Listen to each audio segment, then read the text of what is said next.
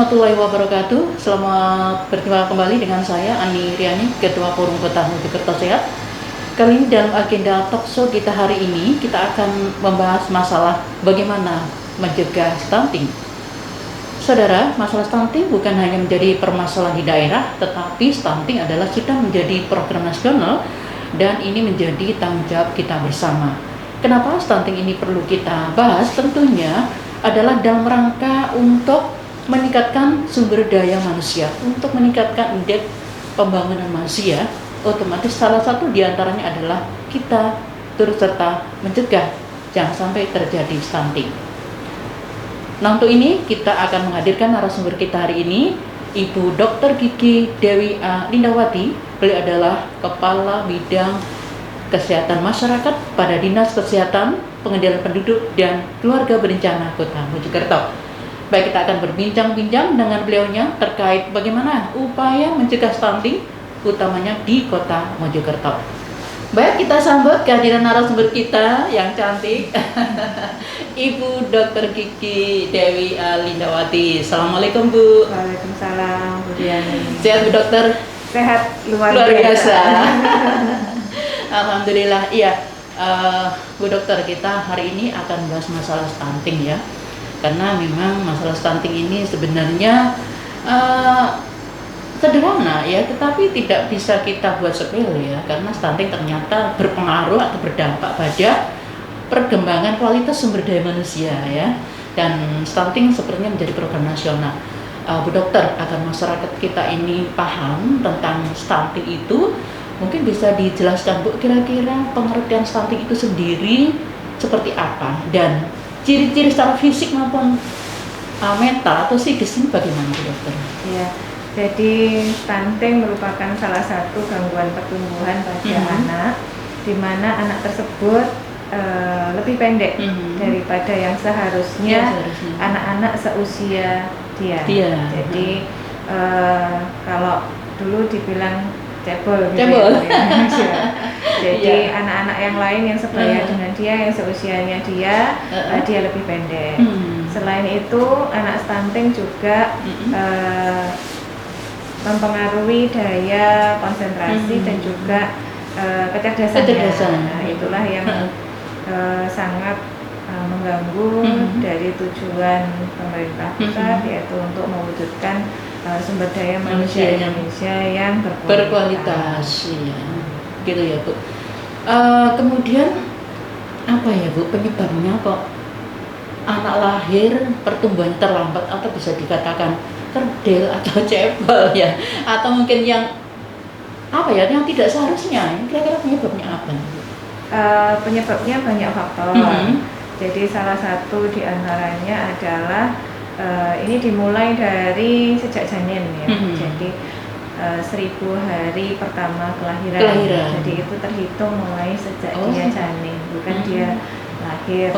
Janin ya, sejak dari janin. Jadi pada saat sejak dari janin dia kekurangan gizi, kurang nutrisi yang dibutuhkan untuk pertumbuhannya. Kemudian juga pada waktu kehamilan mungkin ibu ada gangguan kesehatan yang tidak tertangani dengan baik. Kemudian ketika bayi itu lahir itu juga mungkin ada kelainan bawaan. Kemudian bisa juga karena penyakit infeksi. Artinya pada ibu yang hamil itu ya, Bu ya? Pada bayi, bayi yang sudah lahir kemudian dia menderita penyakit infeksi, itu juga bisa menyebabkan stunting, menghambat pertumbuhannya ya, Bu ya. Berarti itu bisa dicegah kan, Bu ya? Bisa dicegah. Jadi mulai dari hamil tadi itu sudah harus dipersiapkan ya, Bu ya, harus diantisipasi. Apakah itu artinya mencegah itu apakah mulai hamil saja ataukah sebelum hamil atau sebelum nikah? Jadi yang kita lakukan saat ini itu untuk pencegahan stunting itu sejak dini. Ini tidak mulai dari ibu itu hamil, tetapi sejak remaja. Jadi sekarang ini remaja putri itu sudah diberi edukasi tentang pola hidup sehat. bagaimana menjaga kesehatan, demikian juga untuk kesehatan reproduksi. selain edukasi, mereka juga diberikan informasi bagaimana makanan yang sehat, hidup yang sehat seperti apa, dan juga dibiasakan khususnya remaja putri untuk mengkonsumsi tablet tambah darah setiap bulan. Oh, jadi tablet tambah darah itu bukan hanya untuk ibu hamil ya, Bu? Remaja putri pun? Remaja putri juga perlu, gitu ya. Karena remaja putri kan mengalami siklus menstruasi setiap bulan, jadi perlu mengkonsumsi tablet tambah darah. Dan itu semuanya gratis ya, Bu, ya, dari mereka ya? Gratis. Iya, tinggal bagaimana kemauan kita untuk disiplin ya, Bu Dokter ya. Jadi sesudah remaja putri, kemudian berlanjut lagi pada calon pengantin. Nah, setiap calon pengantin itu nanti akan dapat pembekalan, akan dapat ilmu, diberi pengetahuan tentang hidup sehat, bagaimana membina keluarga yang sehat, mempersiapkan generasi penerus yang sehat, bagaimana pola pengasuhan anak yang baik, sehingga diharapkan nanti calon pengantin ini ketika memasuki masa pernikahan membentuk keluarga itu sudah siap, ya, siap, termasuk siap mewujudkan suatu keluarga yang sehat juga, sehingga menghasilkan generasi penerus yang sehat juga, terhindar dari stunting tentunya, gitu ya. Iya. Nah, setelah dari calon pengantin, setelah memasuki pernikahan, ketika terjadi kehamilan, nah itu lagi, gitu ya. Ada intervensi lagi terhadap ibu hamil. Nah, oleh karena itu diharapkan ibu hamil itu melakukan pemeriksaan secara rutin dan berkala, ya, minimal 4 kali selama kehamilan. Dan itu juga ada pemeriksaan kontak dengan dokter, ya, sehingga bisa kehamilannya itu terkontrol dan terpantau dengan baik. Apabila ada permasalahan ataupun ada penyakit, itu bisa segera diatasi.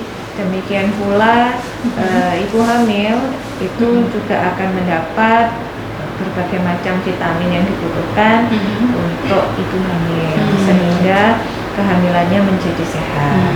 Nah, di puskesmas itu juga ada program kelas ibu hamil.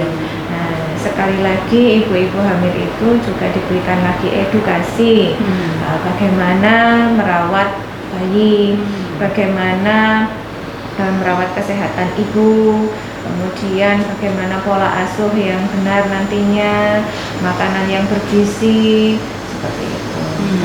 Tentu saja ASI eksklusif, gitu ya, karena itu sangat penting. Salah satunya juga untuk mencegah stunting nanti, karena gizi dalam ASI itu sangat lengkap. Nah, itu pada saat kehamilan, gitu ya. Nah, untuk ibu-ibu hamil yang dalam tanda kutip kurang gizi, itu juga dapat intervensi lagi dari pemerintah dengan pemberian makanan tambahan, bisa berupa susu untuk ibu hamil, sehingga ibu hamil tersebut diharapkan bisa sehat kembali dengan berat badan yang seharusnya, sehingga nanti juga kehamilannya lancar, anaknya sehat, dan persalinannya juga lancar. Sayangnya ada ibu hamil yang nggak suka minum susu, jadi repot ya, Dokter. Nah, iya. Nah, itu di kelas ibu hamil itu tidak hanya, sebetulnya nutrisi itu kan tidak hanya didapatkan dari susu, ya, dari makanan lain. Ya, jadi kadang itu nanti diajari bagaimana menyiapkan makanan yang sehat, seperti itu. Ya. Dokter tadi mengatakan bahwa calon pengantin itu mendapatkan pembekalan secara medis lah. Itu pada saat kapan, Bu Dokter? Jadi pada waktu calon pengantin itu mendaftarkan pernikahannya, itu tentu saja kan ada pemeriksaan kesehatan dari surat sehat, ya. Betul. Nah, kemudian kita sudah bekerja sama dengan Kemenak. Jadi dari Kemenak juga ada pembinaan keluarga sakinah itu, ya, pembinaan untuk Jatim. Nah, dari kesehatan jadi juga bersinergi gitu ya, baik dari Kemenak maupun dari kesehatan. Oh iya, Bu Dokter, bagaimana dengan kondisi stunting di Kota Mojokerto? Bisakah disebutkan angkanya Adakah kira-kira dan berapa? Iya. Secara angka mungkin untuk prevalensi stunting di Kota Mojokerto masih di bawah target nasional. Masih aman gitu secara angka masih aman, tapi cukup banyak. Jadi masih di angka 500-an gitu ya. Jadi Mojokerto kota yang tidak terlalu luas, segala fasilitas ada, fasilitas kesehatan juga banyak, akses masyarakat untuk mendapatkan pelayanan kesehatan itu mudah. Seharusnya bisa diupayakan lebih menekan prevalensi stunting ini. Upaya-upaya dilakukan oleh pemerintah kota sendiri bagaimana Bu? Termasuk peran serta masyarakat menurut Bu bagaimana? Nah ini kalau upaya yang dilakukan oleh pemerintah untuk mencegah stunting ya seperti yang saya jelaskan sebelumnya tadi, jadi mulai dari remaja, kemudian janin, ibu hamil, kemudian pada bayi dan balita. Jadi upaya kita ini mencegah jangan sampai jatuh ke dalam kondisi stunting. Kalau sudah stunting kan sudah sulit penanganannya. Jadi diupayakan apabila ada bayi-bayi atau balita yang kurus, kemudian gizi kurang, itu diupayakan sebisa mungkin itu keadaannya terkoreksi atau diperbaiki sehingga anak tersebut tidak jatuh menjadi stunting.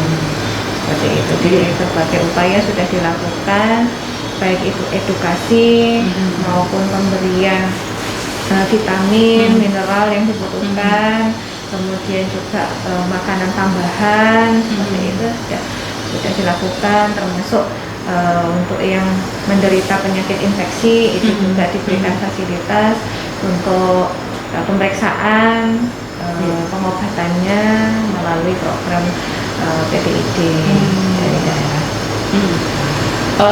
Bu Dokter, apa mungkin di suatu daerah itu bisa zero stunting itu sampai 0 gitu? Cukup sulit ya.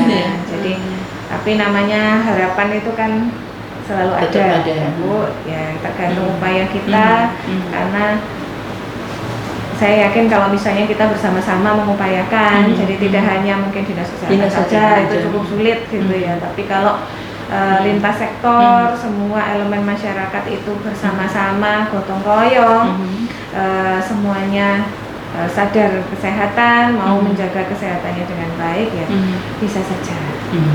Ya memang perlu proses yang cukup panjang. Yang terakhir ini Bu Dokter, barangkali ada pesan kepada masyarakat bagaimana untuk mengedukasi agar masyarakat ini betul-betul punya semangat untuk mencegah adanya stunting supaya kasusnya nggak tambah banyak, tetapi bisa ditekan atau diminimalisir. Mungkin harapannya supaya semua masyarakat itu mulai menyadari bahwa Indonesia ini kan negara besar ya, seharusnya Indonesia ini bisa menjadi negara yang maju karena sumber dayanya itu juga sangat luar biasa melimpah. Sangat disayangkan jika Indonesia tidak menjadi negara maju. Yang dibutuhkan adalah kualitas sumber daya manusianya itu juga harus baik, kualitasnya juga harus meningkat. Nah, upaya untuk itu adalah salah satunya dengan mencegah adanya anak stunting yang ada di Indonesia.